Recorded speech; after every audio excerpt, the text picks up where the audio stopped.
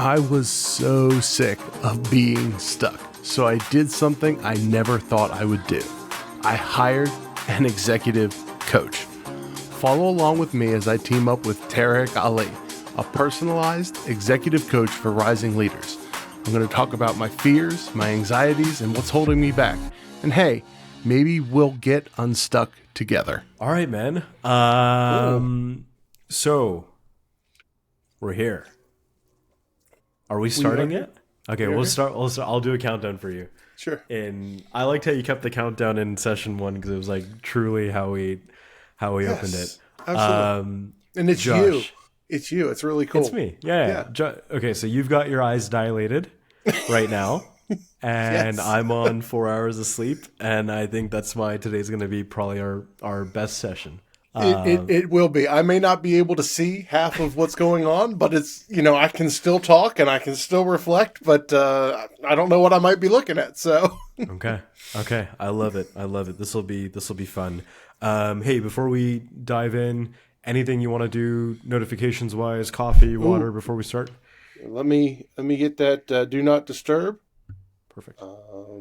That's always important. There we go. I'm good. All right, my friend. I'm going to let you begin wherever you want to start today. Cool. So,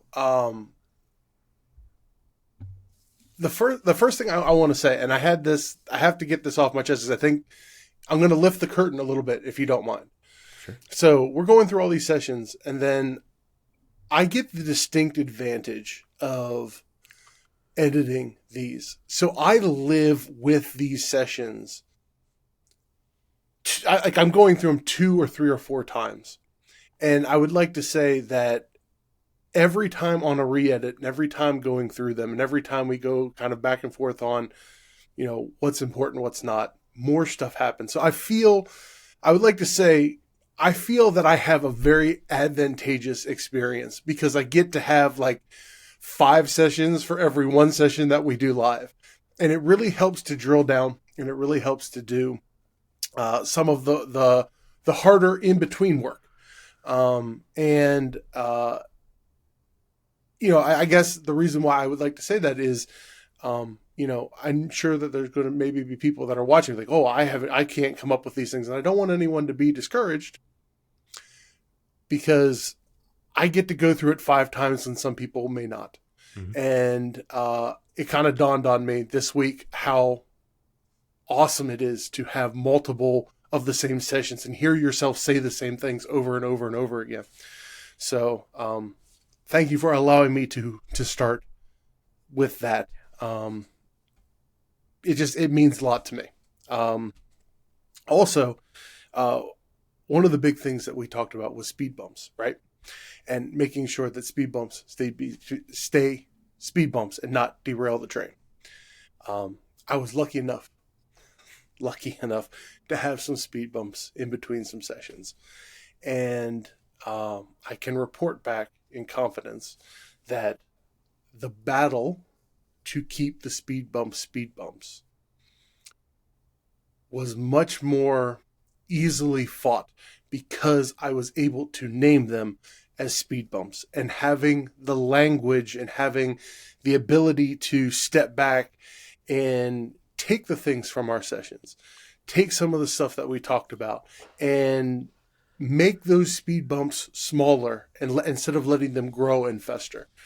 I had a funeral this past week. I had some other craziness go on. And I threw my back out, which was awful. Like just crazy, stupid speed bumps that could have or have in the past thrown me off kilter. But literally able to say to myself, look myself in the mirror, physically, literally, not figuratively, literally look myself in the mirror and say, Josh, this is a speed bump. Let's keep it a speed bump. This does not change anything that is going on. These are things that happen. And having that conversation really kept the week moving, or the couple weeks, I should say, moving on much better than I think they would have previously. So that's my story, I suppose, for the last couple of weeks. Yeah.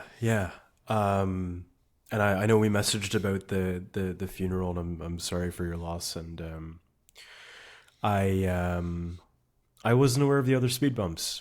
And this is, I mean, I'm like you said, you're kind of half joking about, hey, grateful for the speed bumps, but I'm grateful that you had a bit of a test there and you could see what happened as a result. Um, I almost want to keep kind of pulling on the thread for a sec, Josh, like, because I know for you, naming it and owning it helps things feel smaller. Like we've got that from the first couple sessions. What else do you think helped this week? Because I want to keep building this catalog where we start to understand what you can lean on going forward during speed bump times. So the recognition of self-doubt, and recognizing the voice that it comes in, and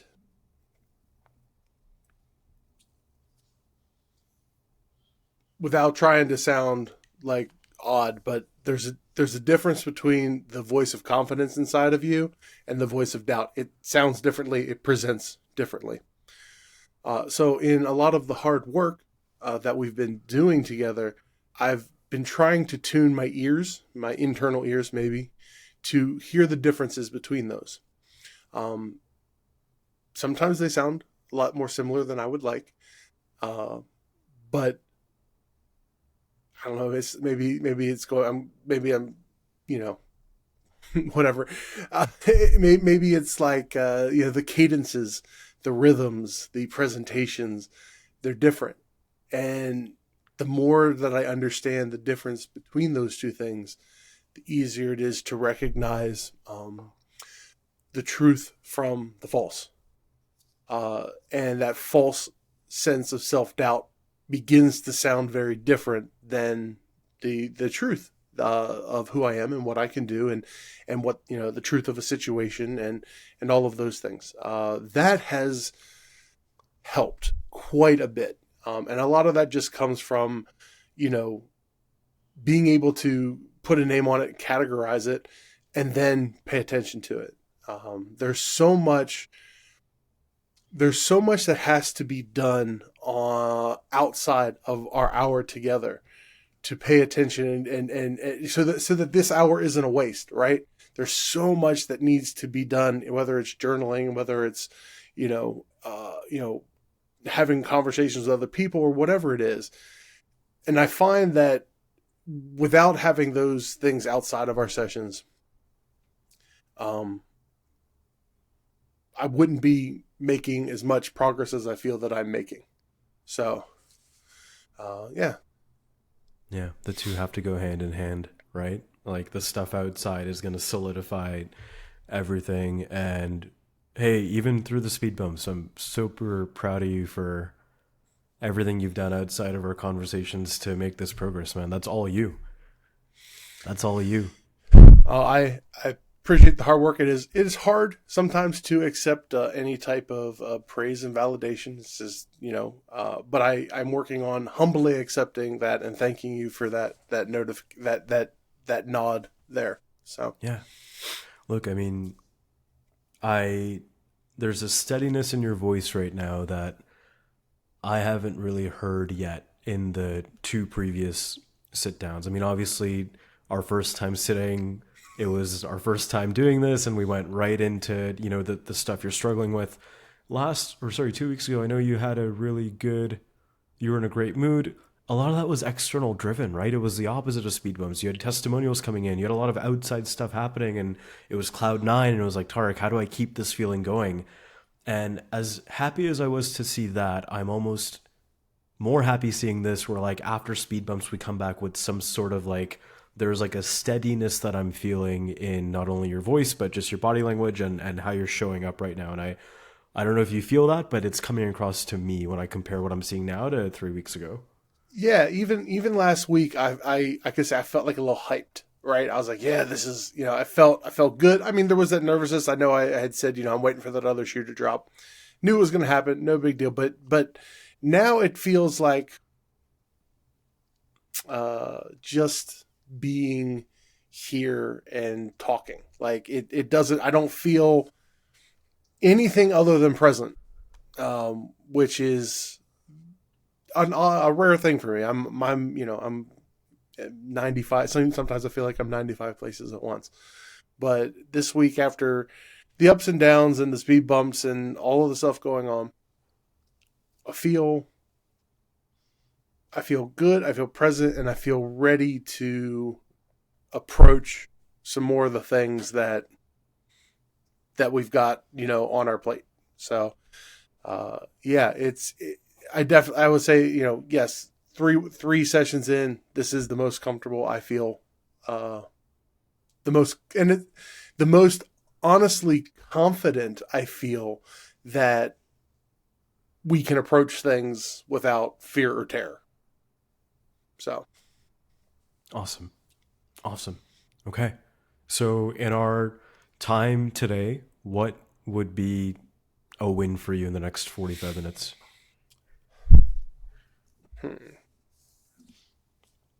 I I would like to, maybe if we could talk a little bit about some of the reasons, and then maybe some techniques or something of overcoming my desire to want to over educate and over analyze and over prepare and over everything to any type of situation. And because I feel that not only can I never get to a place where I feel adequately prepared, I feel that when I do those things, that I overcomplicate the situation, and the situation becomes something that it's not.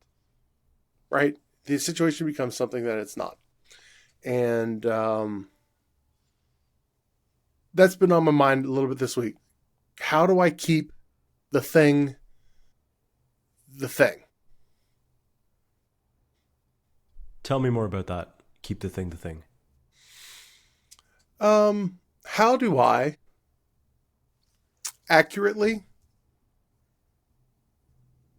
approach a difficult situation, or a challenge, or even even a situation that's new and I'm not sure of, without making it into something so huge and so overwhelming that it becomes unapproachable. Right? Like, for instance, okay, I've got a brand new shoot tomorrow with a client, and in the past, it was over prepare everything. So, what do I need? New gear?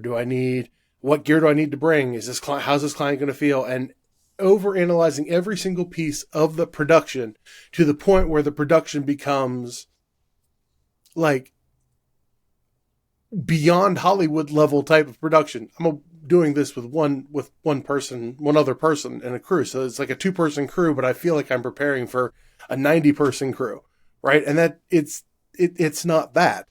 One day I hope it can be, but it's not that now. So trying to figure out how to recognize that a little bit before that process goes. And then when I find myself veering into that, how do I slow down? So maybe what are some ways that I can adequately prepare instead of over prepare? How do I adequately approach a situation in the confidence of knowing what I can do instead of the fear of the unknown or what I believe to be? I felt a little rambly with that, but I wanted to try to get it out. Did any of that make sense? Yeah. Hey, no, I love it. I think I'm tracking. Can I reflect that back to make sure that Please, we're on the same page? please. So how do I adequately prepare from like this place of confidence, wanting kind of to look at the reasons and then the techniques to get out of this habit of, I heard overeducating, overanalyzing, over-preparing for situations. It sounds like something like the shoot that you have tomorrow. And I see you like nodding your head as I say that. So how do we accurately, adequately approach those things so that they don't feel like a huge thing that's unapproachable, is what I heard. Yeah, yeah, Okay. yeah. Okay. That's You put it a much better way than I could have. I had the luxury of getting to listen and digest and then formulate that. So no, like I'm tracking. Now I'm curious, like you mentioned the shoot. You also mentioned like, hey, I want to be aware of it. And to me, okay, we're getting some awareness because you're coming to me. The shoot is tomorrow. It's ahead of time. Like there's some baseline awareness, right? The fact that we're having this conversation, you've got some awareness here. Are there other situations where you see this coming up too? Just for our conversation, we can kind of keep multiple things in mind if you think things might be related. Sure. Um, hard conversations you have to have with family members or coworkers, or clients, where you are unsure of how they're going to take it, but you know that you still need to have that hard conversation, and you have to say the hard thing, even though you put the risk of a relationship, um, uh, maybe not of it capsizing, but of there being a significant dent or damage. That's usually one that I can say, causes some peril. um, I think I know it's very general, but a lot of things that are just new, that have never been done before can cause that. I think there's a natural tendency to it, but I think going beyond I tend to go beyond what that natural reaction is and overblow it to gargantuan proportions. So I guess those are the kind of the two things that I would say. There's difficult conversations, then preparing for something new is the two that come to mind right now. Okay, cool.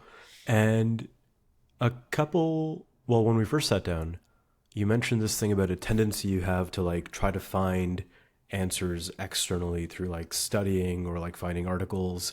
I'm curious if there's a relationship here, like when you're talking about this over preparedness, is it about external only, or is it also this like inner over preparedness? It's everything. Okay. It's everything. And I actually kind of know the root of where a lot of this comes from. Do I have time to share a quick story? It's our time. Cool. It's our time. You can Um, absolutely go ahead. Yeah. so the root of this insecurity, I'll just call it insecurity. I was in high school, and we were in class, and we were having one of those really great philosophical discussions that I guess are kind of in high school, and I sat in the chair answering my teacher in the best way that I could. At the time, I did not have the vocabulary to explain my feelings. And as I stumbled through trying to explain what I was going to explain, um, he looked at me and he just said, "Dude, you're so off the wall. Like, why do you even, like, completely dismissive?" And at that singular point, I remember saying, I do not have what it takes to explain the enormity of what I am feeling inside. And that set me off of a lifelong path, to reading, studying. There's an old Pete Townsend quote from the who he's like, rock and roll is here to give language to people who can't describe how they feel, and music, all this stuff, right? So that's been like the better part. That was what, man, that's like 24 years ago. So I've been doing this longer in my life than I haven't.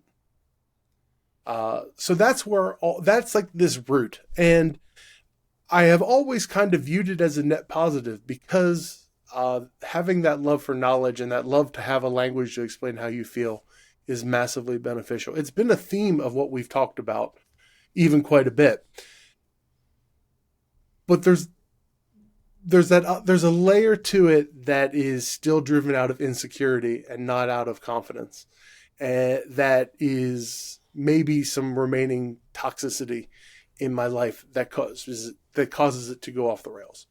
So, if we can, that would be the story. I would say, let's approach where we go with that context in mind. Yeah. Yeah. I appreciate you sharing that. And so given all this and given this area that you've brought up, what do you want to leave with at the end of our time today? I want to leave with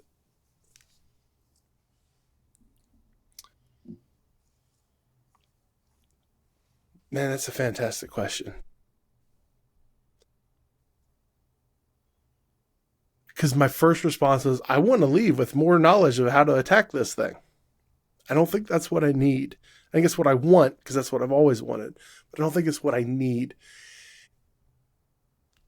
And I'm going to just be open and honest at this point and say, I don't have a good answer for you of what I want to leave with. Because I don't know. It's beyond, right? I don't even know what it is. So I'm sure that makes your job a little harder, but if to say anything different would be dishonest, and that I can't do that.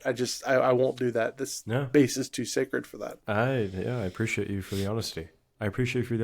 Okay. So maybe we dive into it and let's just keep checking in with each other. If we're kind of going down the right path, or if we need to pivot, we'll see kind of where we go. All right. So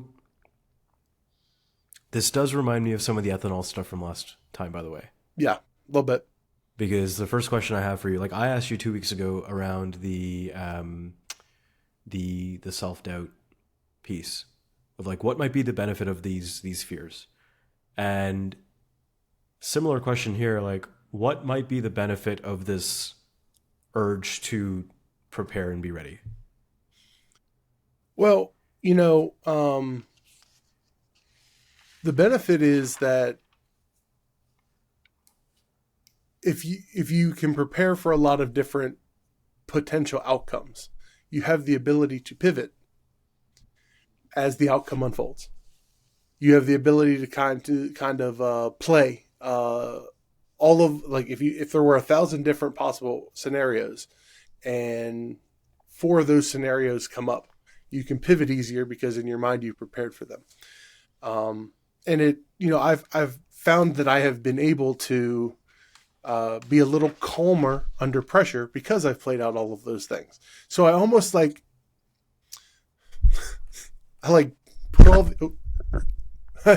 all of the anxiety. I put all the anxiety at the beginning so that when I'm in it, I don't have it as much. I think that's a good thing for customer service. I think that's a good thing for when you're trying to build a business, to be as calm and seem as in control as possible. So I do definitely see a benefit there. But that that means that I'm always anxious when I'm not around customers. And I'm always anxious when I'm not on the job. So that means my family and the people closest to me get the worst version of myself, and the anxious version, and the over-prepared version, and the paranoid version. I don't want that.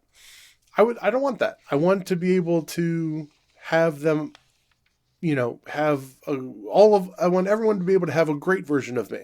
Not one person or one group of people have a great version and one people have a terrible version or a less than good version. Right? So that's the dichotomy that I see. So yeah, there's a good part of it, but there's also a real bad part of it too. And again, Josh, like I can see how much you care, right? Like even this topic we're talking about, like the over-preparedness, like I know how much you care about your clients and your work. And I imagine that some of this likely comes from how much you care too. Yeah. Yes. People deserve the best. I don't, I choose to live my life as if you're giving me my best, or you're giving me your best. So I've got to do that in return. That's humanity, and that's how society thrives. I come into our sessions every week assuming that you are bringing your best. So I must come and meet you at your level. And I think that's how this works, right? So yeah, if you assume other people give the best and you give your best, then you have a good shot at having the best outcome possible. And I might just be restating what you just said, but I just want to maybe ask you this question.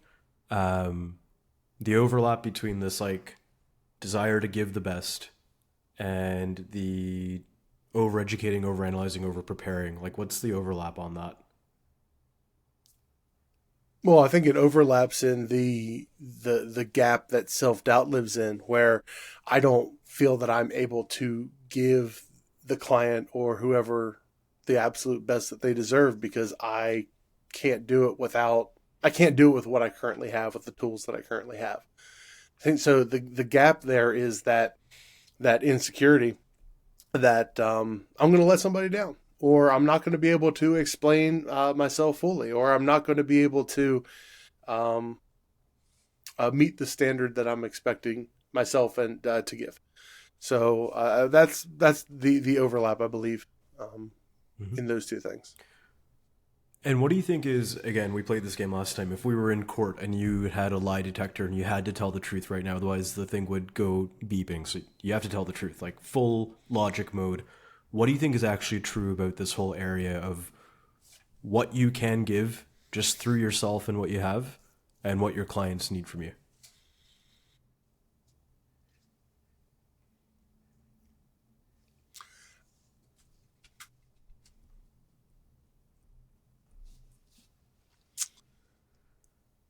I would probably say I give them more than what they need from me, but less than what I would give myself. Um,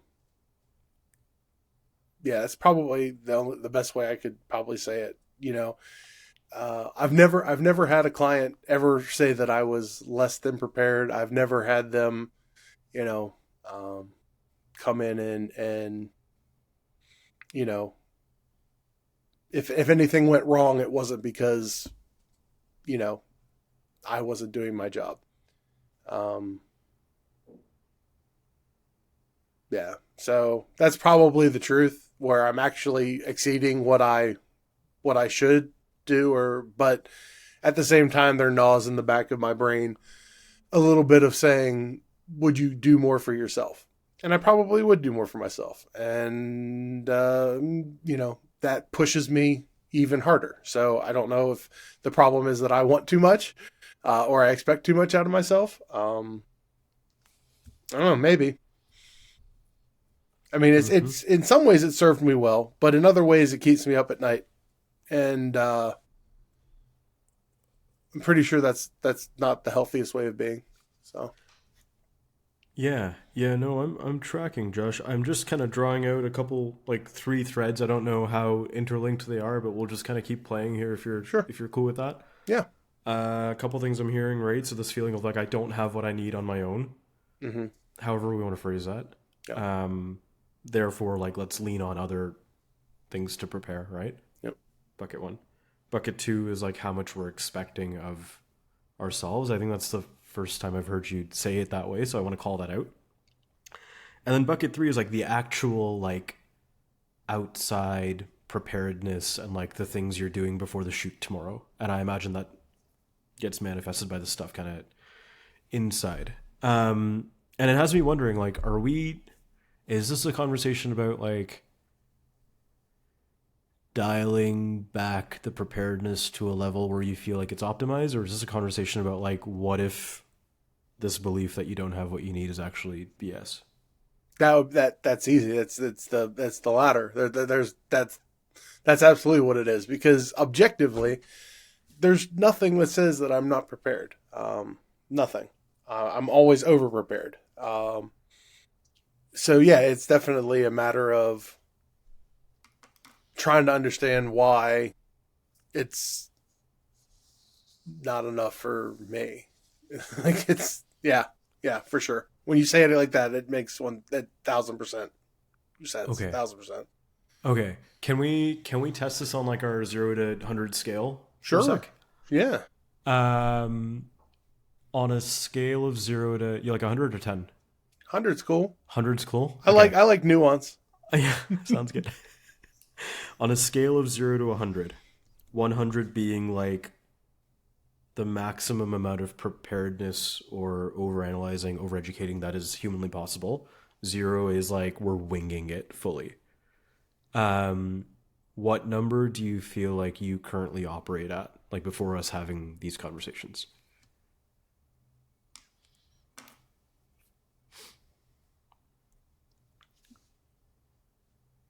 Probably like probably like 92.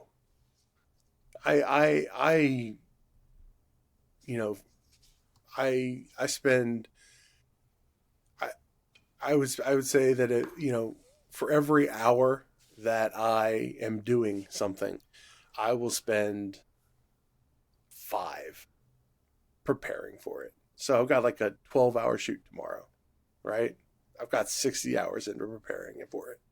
I don't need 60 hours to prepare for it. I know I don't need it, but I still do it. I've done so much work ahead of time. I've got, all my gear, everything ready to go. I've got checklists. I've got this, that, the other. I've got it all, but I'm still going to go through and do it all because, um, whatever reason, I and to kind of bring it back even to how we started this out too. I said to everyone how I have this unfair advantage because I get to watch my sessions 4 or 5 times over and over again. I get to do it once live, but I'm going through it multiple times, and that goes back to that like 5-to-1 ratio. Mm-hmm. So in some ways it serves me well. Yeah, that's the good side of it, right? But the bad side of it is there are a lot of other things that I've got to sacrifice in order to do that. That's 5 hours less with my family. That's 5 hours less to unwind. That's 5 hours less of sleep. That's 5 hours less of whatever it is. So, yeah. I'm definitely an over preparer. Definitely. Yeah, yeah. And if you were teaching a course to a bunch of kids, students who wanted to get in your business, and we had this chart up there from 0 to 100, and you were like, yo, if you want to optimize not only your client results, but also everything you laid out, Josh, about family, your daughter, like if you want to optimize that, like here's the number that I'd recommend you prepare for. What's that range at? Oh man, it's so tough because you have to go this is my opinion. You have to go through seasons where you are like 100-0, right? You've got like, it's got to be all consuming and you've got to go through it. But I think the reality is that there's still a part of me that doesn't trust all the things that I went through those times at 100-0. And where now, if I'm spending 20% of the time just trusting all the prep that I've already done, that's optimal because I'm reinvesting in the same thing. It's like if I were a bricklayer, I'm laying the bricks and then going back through and relaying the same bricks, but not building any higher layers, right? Like trust that the bricks were built and then go higher with it. But I tend to just want to revisit to make sure that everything is dialed in and perfect. I can see the stuff kind of bubbling. Yep. As you're calling that out so clearly. Yeah. I want to make sure I heard you properly because I know we were playing with like if you were teaching someone, and I love that you brought it back to yourself here because that is the goal. 20% when you think about your work, the prep you've done, the prep that you think you need to do, and this whole analogy of like the bricklayer and kind of redoing the same stuff. Am I hearing that 20% give or take is where you think optimal would be for yourself? Yeah, especially when it comes to like the creative services, because having an overflow of 80% of the mental capacity to be creative with it is a way to better serve the final product. To try to answer the question about if I were teaching it, I would tell people you've got to, when you are first getting going, you're going to have to be all in and devote all of those things. But, there's got to come to a point where you've got to trust the systems that you put in place, to break. I mean, sure, they can bend, any system can bend, but to not break, and you got to trust on that, because you got to reinvest that time back into what you actually do, in the creativity of it, and in, the script writing and the lighting and the planning of the actual shoot and the execution of the campaign and all of that stuff, right? Um, and saying that out loud means that there's a part of my whole process that actually isn't giving the customer everything that they want. So I have talked myself into a realization that I thought I was doing all the things that was right in being prepared for it, but I'm not giving everything that I need on this other creative side too. So that's real, um, and probably needs to be addressed. Yeah. Mm. Oh man. I love doing this with you, but there are certain times where I tell you, you got to go through it, and sometimes these truths are not, they're not fun. That medicine isn't fun to swallow. So, uh, but it's good. It's good and it heals. So, um, yeah.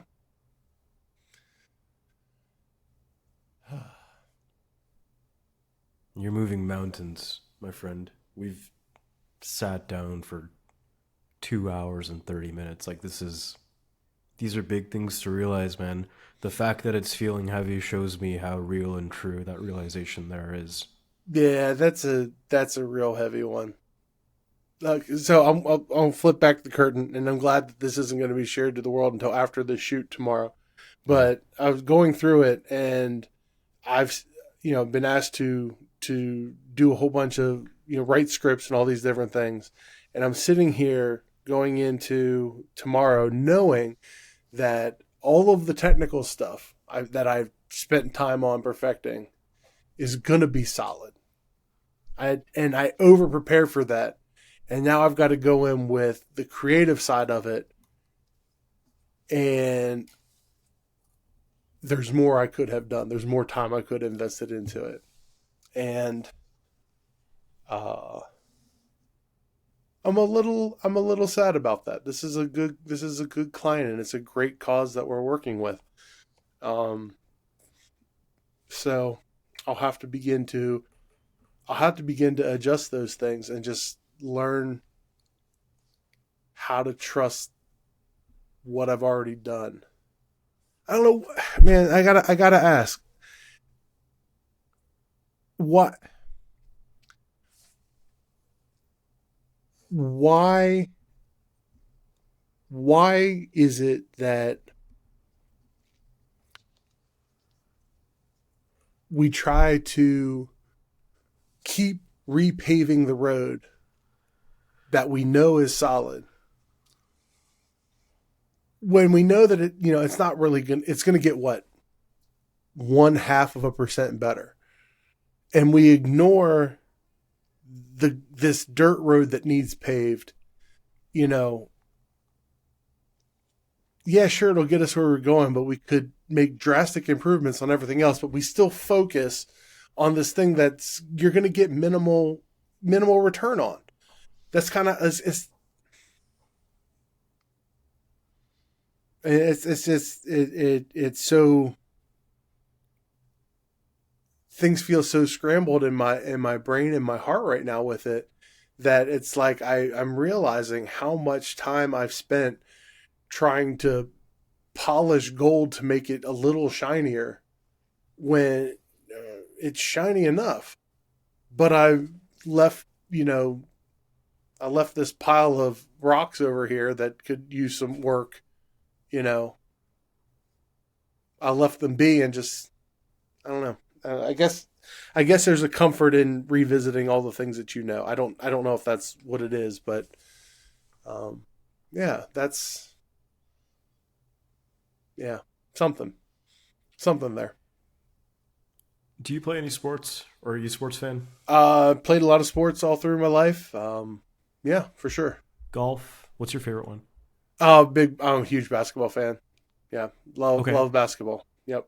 Okay, so like defense, ball handling, 3-point shooting, free throw All of it. shooting, Sure. okay, driving the net. 5 categories. There's going to be times where like you might be an 89% free throw shooter and it feels good to hit free throws. And Yeah. man, do you need to learn how to run back and defend, but when we are left to our own devices, sometimes it's easier to go back to the free throw line and feel good. Yeah. If my high school basketball coach was watching, he would laugh at the 89% free throw thing. But yeah, you're right. You're right. It's like so. So it's kind of like you're getting at this idea of special being a specialist versus being a generalist, right? I don't have the luxury of being a specialist. I have to run the business. I have to take care of all the technicalities of the shoot. I need to do the shoot, the creative, all of those things. I have got to do all of them. I can't just focus on one. But I found out that I am really just trying to turn myself from an 89% free throw shooter into a 91% free throw shooter.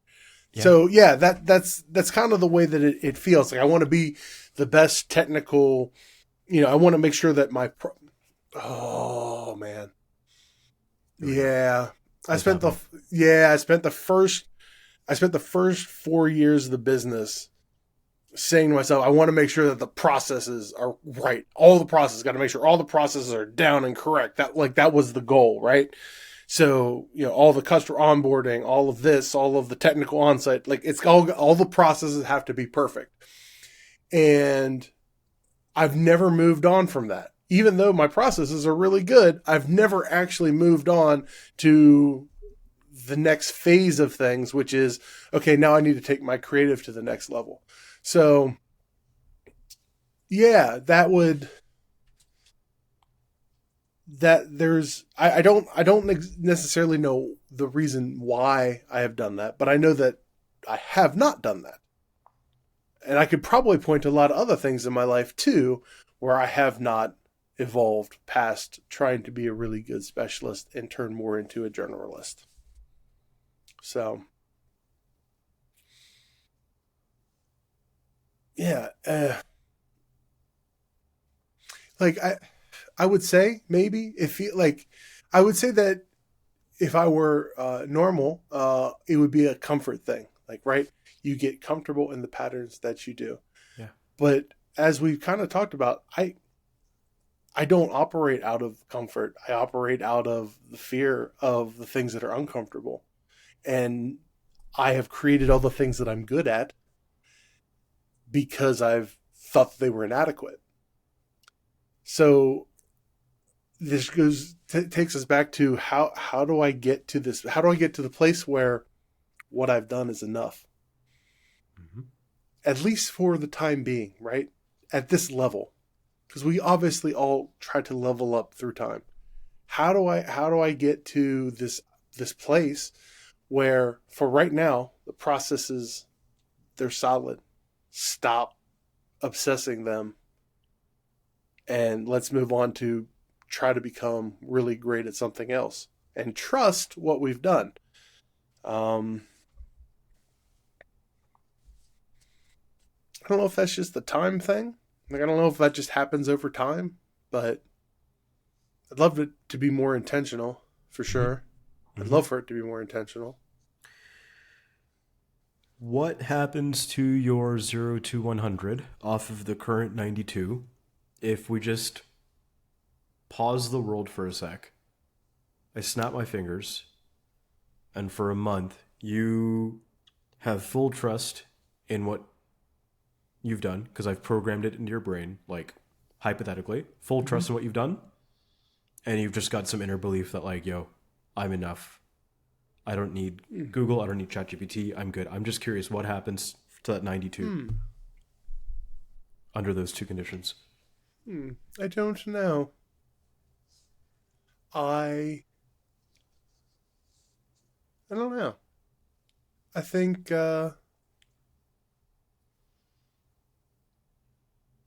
I think I would be more relaxed.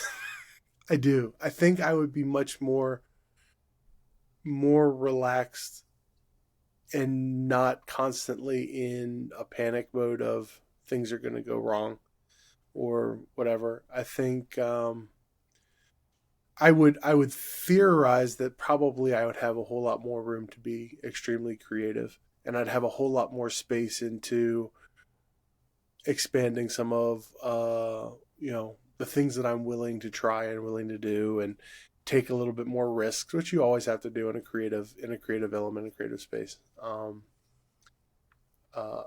I think it would open up a lot of resources. You know, I think it would dump some of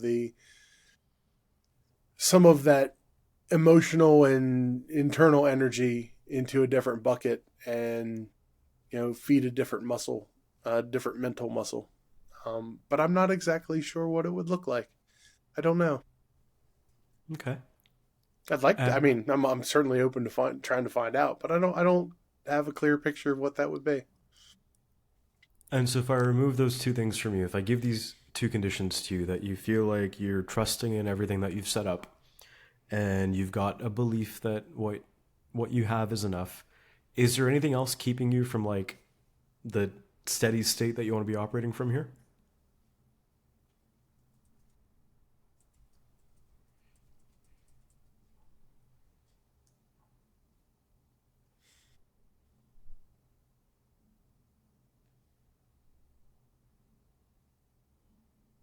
Not that I can think of at this point. Not that I can think of. Um, Certainly, possibly there upon deeper reflection, maybe, but not that I can think of. Okay.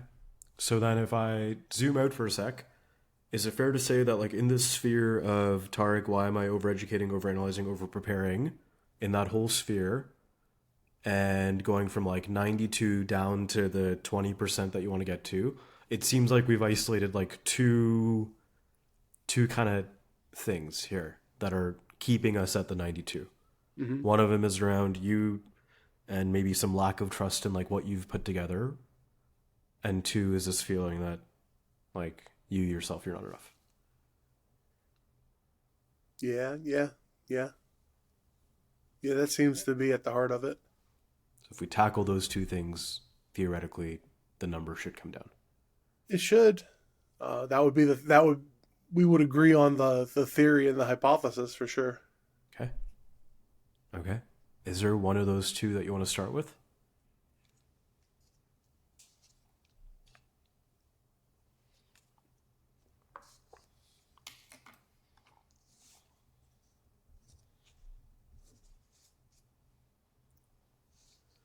The more difficult one would be the why I'm not enough. So because we've committed to do the hard one, let's do that one. Okay. Let's dig into that. Um, I'm sure that I got an inkling that if we get any traction there, the other one will begin to unravel too. Okay. Okay. So we can use our last 20 minutes on that topic. How's that sound? Love it. Let's Cool. do it. Get the shovels, man. Let's do it. Um, Remember, we're in a zone here where we're like, Josh, there's nothing wrong with you for feeling this. Hmm. This is this is common. This happens. Like, I appreciate you for sharing it, but you are not alone in feeling this. So I'm going to start right there. Right. Gotcha. The second thing is I super appreciate you sharing the context of that high school story. Super important. And we're going to stay super focused on like you right now, where we want to get to, and the business. We'll make this really real, and we'll land on some actions. Okay. Love it. Define this word enough. You feel like you're not enough. Like what does enough mean? I don't have the foggiest idea of what it would mean to be enough. It's the most abstract word in my whole life. Um, can't and it's probably why it remains so elusive, right? Because you can't name it, can't define it. You can only kind of feel it, sometimes when you have those fleeting moments of feeling enough, you know what it feels like, but it's so fleeting that it's never around long enough for you to dig in and define it. I don't know, man. I don't know what it would mean to define that word. Um,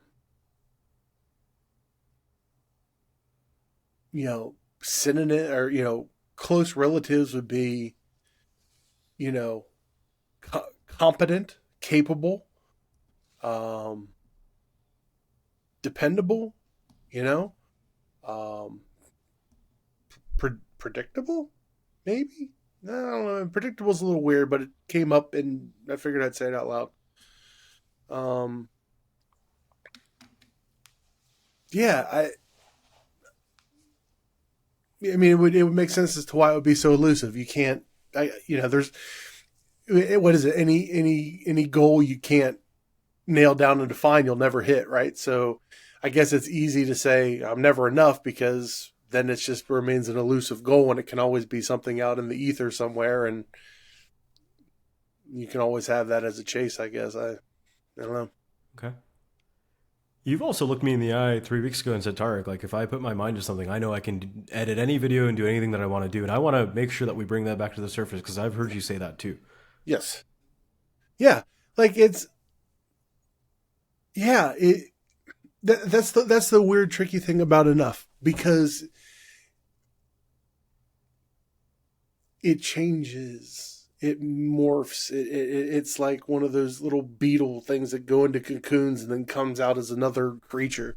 Because you're right, like, whenever there's something that happens that I know that I can do, it's easy to be confident, but the feeling of not measuring up and being enough just floats into some other area, right?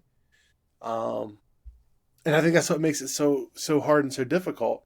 Yeah, there are things that I really know that I'm good at, and that's fine.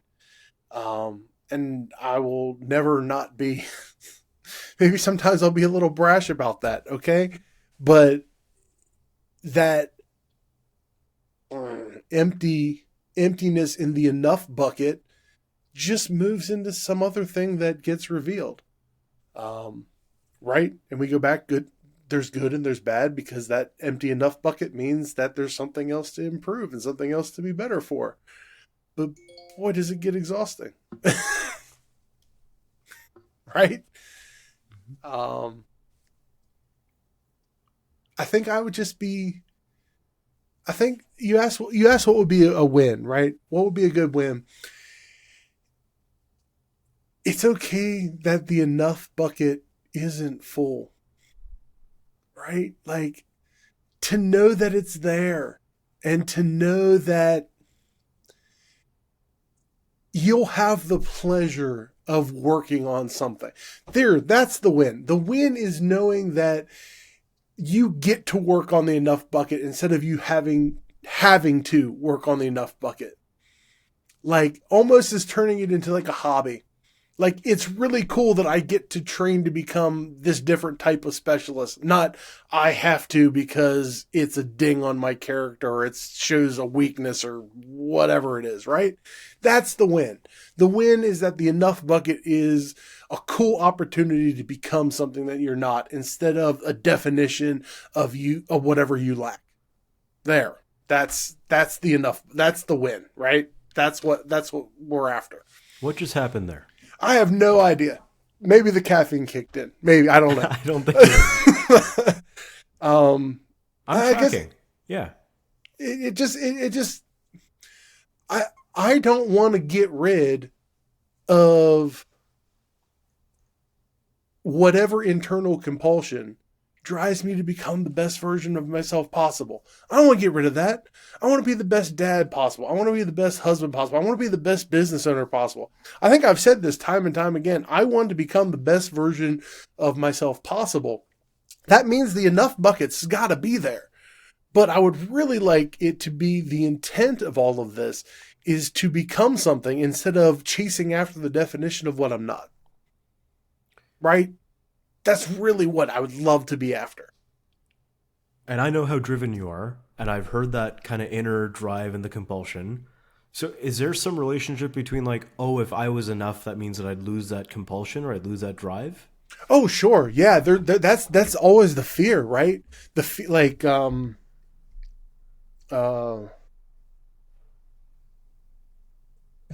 it, it's the fear that healthy people don't need medicine, right? So when you get healthy all the way, you don't have any need for those things, and you can we humans, but me especially, chief among them, is that if you don't have to put forth the energy into doing something, you won't. If you think that you're fine where you are, cool, you're just going to stay there. So yeah, the fear of losing whatever drives you to be better is something I don't want to lose, but I would like the aim to be more positive and less toxic. Like I don't want to lose it. I've built what I've been able to build, my reputation, my business, my family. I see, some of the impact that I have on my daughter, which is incredible. I don't want to lose those things. And all of that was driven by these enough buckets that have popped up over time. And yeah, there's been good things that come out of it, but I can tell you there's a lot of toxic things that have come out of it too. And I would like to have it be less toxic and more positive. What if there was a reframe where it's a win-win, where we keep the drive, but it's not at the expense of feeling inadequate? Because I'm hearing these kind of two things, right? Wanting the drive, but also feeling like this concept of like inner compulsion and drive and wanting growth, but then this feeling of like not being enough. And I think those are kind of separate things. What if there was a reframe that we had that was a win-win? Yeah, I mean, that's like, we go back and we talk about utopia, right? That elusive promised land. Sure, that's absolutely a part of it. Um, you know, uh, I would love for it to be reframed. I've spent 40 years on the earth not being able to reframe it. But that's why we're doing this, because I can't do this by myself. We're going to have to find a way to reframe that, right? I think I heard you kind of just do it though, right? A couple minutes ago. And maybe when you rewatch this, right? I mean, there was something Maybe. and I was so captivated by what you're saying. I don't think I got the exact words, but but turning that drive into a positive of like, I'm making this part up, but like this isn't the finish line, right? Like we're not Yeah. stopping here. We're not going to Yeah. stop growing, but that I heard you kind of start to go down that path of like, let's make this a positive and Yeah, not a let knock it on be like ourselves. fun, man. Let it be just like I get to do it instead I have to do it. Like if that um I get to go to the family reunion versus I've got to go to the family reunion, right? Like the destination is the same thing, but the way that you get there is so different, and the journey to get there is so different. And I would love for this compulsion to be I really get to do this. I really get to become this. I really get to, I get to focus on these things instead, and it be an addition instead of it trying to like make up for a negative, right? Because now this compulsion is serious, is very much so. I have to do these things because if I'm not, then I'm a fraud, imposter syndrome. I haven't prepared enough, analysis paralysis, or the pressure outside is going to break me, right? Let's go back to the triangle in the beginning, right? So, in the center of all that is this compulsion of not letting any of those things win. And it'd be really nice if it was just cool, it's there. Let's have fun in addressing it instead of it being this all-consuming definition of lack. Is probably the best way that I can even say it right now. Something added to me instead of making up for something that's not there.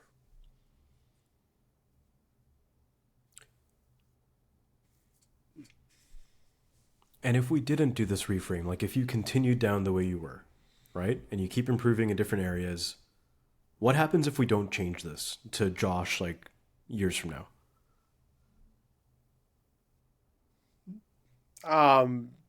Probably circling the same boats that's going on, and it's the same patterns, and eventually the speed bump becomes something bigger and capsizes something, and I lose 6 to 8 months of some type of depression or whatever happens. Like, you just the big long cycles just would continue. Um, you know, like nothing. Like, you don't do it, then nothing changes. Yeah. I mean, that's the whole point of doing any of this, is to find ways to change. Right. No, no, nobody finds a coach because they're happy with where they're at. I'm desperately hoping I don't offend you or anyone else by saying that, but Uh-huh. we don't seek out help when we're fine with the way things are and we're just cool with it. I refuse to accept being fine with this. I don't want to do that. I'm past the halfway mark of life, I got the first half is over and done with, and I don't want to spend the second half like I did the first half. So yeah, that's the whole reason the whole reason why we're here. Yeah. Okay. Okay. So this framing that you're kind of, I can see it in your eyes as you're walking through it, like you're speaking quicker, you got the energy. If we were to apply this, say there's a shoot 2 weeks from now, what impact does this have on how you think about what you need to do to prepare for stuff going forward? So if it was 14 days out, right? If it was 14 days out between shoots, normally it would be the first 10 days of that process would be making sure all the processes are in order, right? Mm-hmm. And going over them again. And then you spend the last 4 days throwing the creative together and heading in and doing it. I would desperately love to flip that. And deep down, I probably know that everything's set up in order to be able to do that, where I spend the first 10 days on all the creative things, and the last 4 is just the processes of stuff. Deep down, I probably know that it could be that way. Whether or not I trust that yet or not, I don't think that would be a true statement, but that'd be a huge impact. Man, to have 10 full days of just banging out on digging through what could be creatively, instead of saying, well, we're going to pick a way and we're just going to dig that way for 4 days. You have 2 or 3 different options, and it opens up a whole world of things that could be done. Yeah, for sure. Okay. I can see you kind of applying that flip in your mind right now. Like the what could be done creatively sounds different to me than. Yeah, there's a possibility of there things for sure. Okay. I still see you kind of playing with the idea though. It feels it's like half sunk in right now, not quite. Yeah, that's a deep one. That's very anti normal behavior and normal thought process. But it's floating in there. It's like, yeah, maybe, and possibility, and hopefully, maybe we'll try to flip things the next shoot that we have scheduled. We can at least try it, right? We can at least try to see what happens with it. Yeah, look, like what might be like a safe way to try that where you don't feel like you're in danger? Oh man.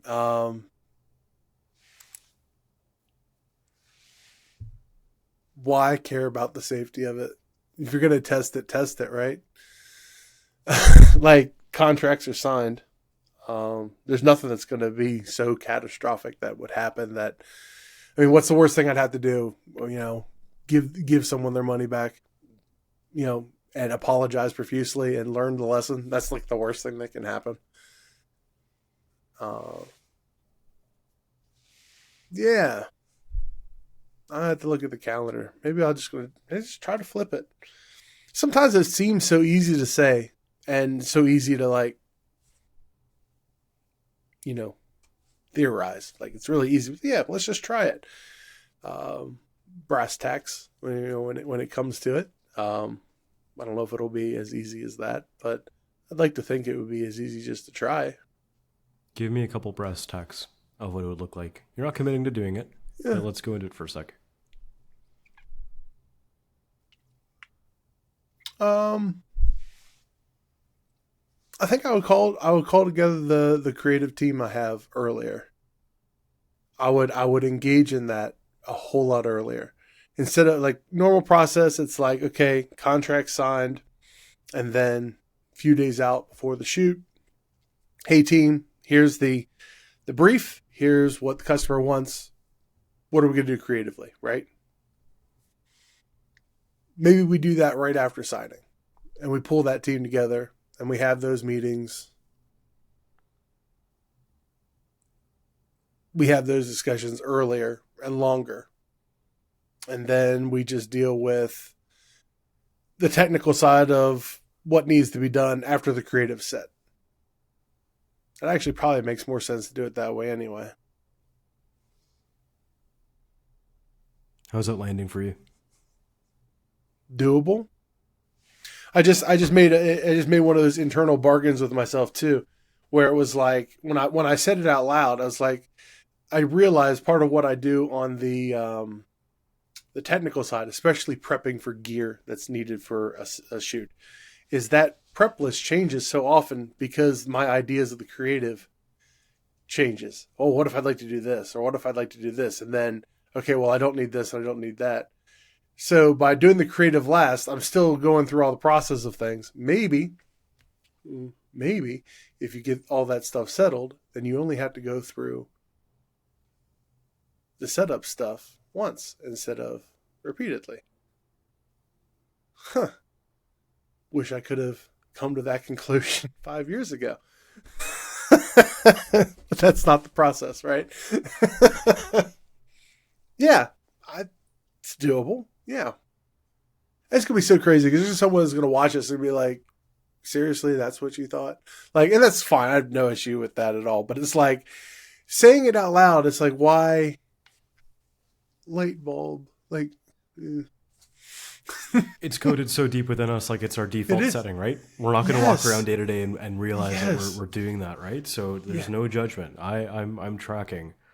Okay, so what happens with the 92 with as we land here the last few minutes? Sure. What's happening to the 92? I can see where it's starting to lose its grip on that high end, right? I can sense that it doesn't really need to be that high, or it doesn't need to be that high that long. It needs to be 92 for a few hours or a day, but it doesn't need to be 92 for 2 weeks. And that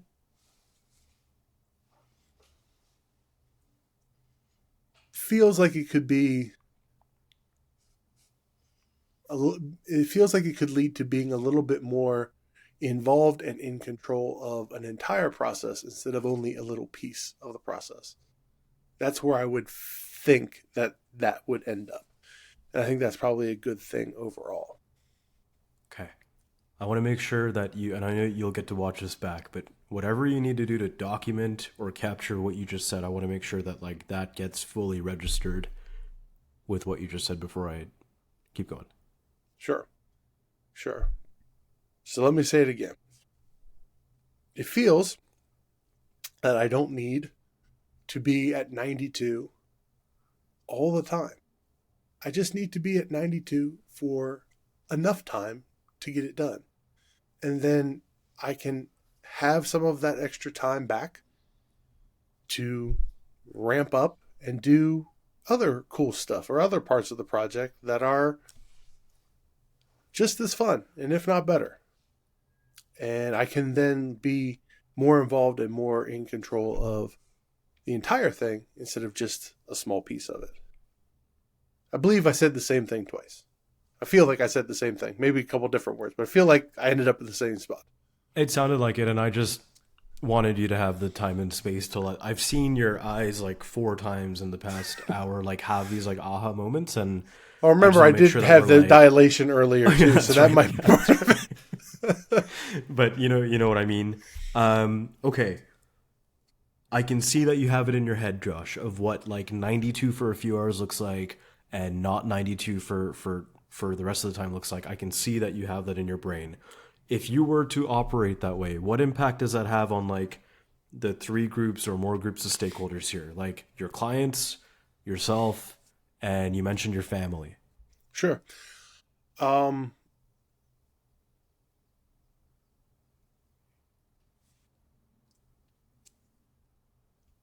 I think for clients, they end up getting more of what they're actually wanting, like creative outcomes. That's why they come to me. They don't come to me because I'm really good at gearing up and putting things together and running stuff.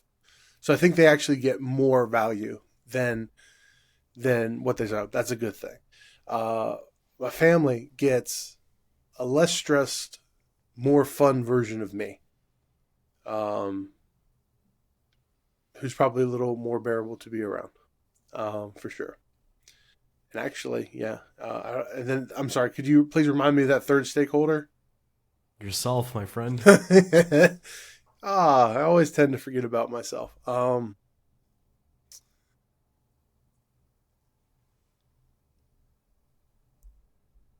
think I would just have like I wouldn't feel like wrung out as much. Like just I'd have a little bit more energy to be ability to relax and to um, repair and refresh, instead of kind of feeling running on empty so often. Um, I think what one of the things that happens is after a big shoot or after a big thing, it's like crash out for 2 or 3 days because I'm just so wrung out because I've given all of it. And um, be nice to have some of those hours and days back to be able to reinvest in myself, reinvest in the next client, and reinvest into my family. So yeah, that would be the. I think that would be kind of some of the result of that. Okay. I know it's our first hour talking about this specifically. How are we doing in relation to the goal that we set at the beginning?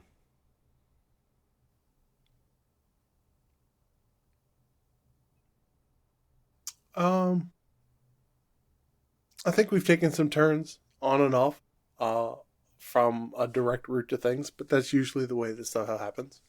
I think we found some maybe more important stuff, uh, that can only be found on some of those offshoots, but all of it related.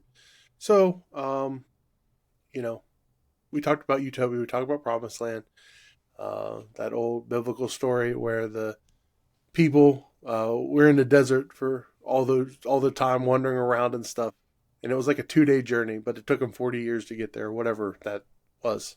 Old Sunday school stuff coming back, right? Um, uh, I kind of feels a little like that, like we've left and we've wandered and we're somewhere closer, but not quite there yet, and that's good. I'll take the beginning of that journey. So Mm-hmm. Mm-hmm. What stands out? So, like, summarize for me, like, the key things that stood out to you from the past hour. not being able, the realization of not being able to define enough, and maybe that's why it's so big and difficult and scary. One, two, the idea that it doesn't have to, enough can be something good. It doesn't have to be it doesn't have to be an empty thing that drives you out of this toxic thing. It can be something to aspire to instead of something running away that you're running away from. That's a big deal. And I think the third would be the practical benefits of getting this under control or getting a little better at it is actually kind of a nice carrot to hang out in front of you to try to get. Because it feels really good to have this idea of more time, more energy, more presence. It's like a worthy thing as to why you would want to go through and deal with all these things. So I think those are kind of the 3 takeaways that I have from today, from this hour. Okay. You did great, Josh. You did great. I know we wandered a little bit, took a couple off ramps and on ramps, and I think we got to a couple different realizations here. What do you want to do going forward, action wise, between now and the next time we sit down?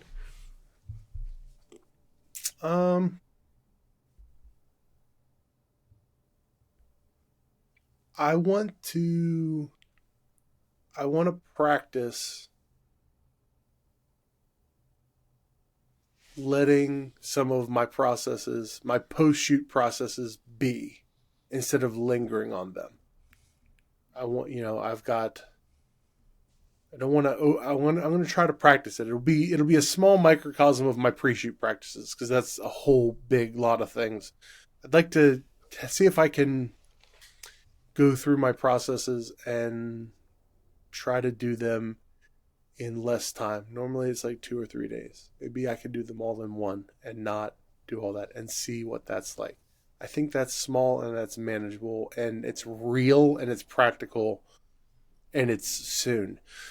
So those are all really good recipes to get some success and to try to dip those toes in the water.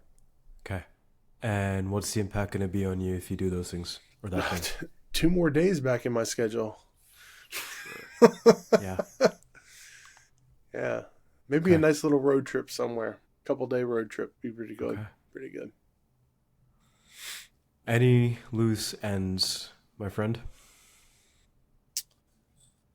Oh, there's always loose ends. The loose ends, they don't scare me. So there's always loose ends.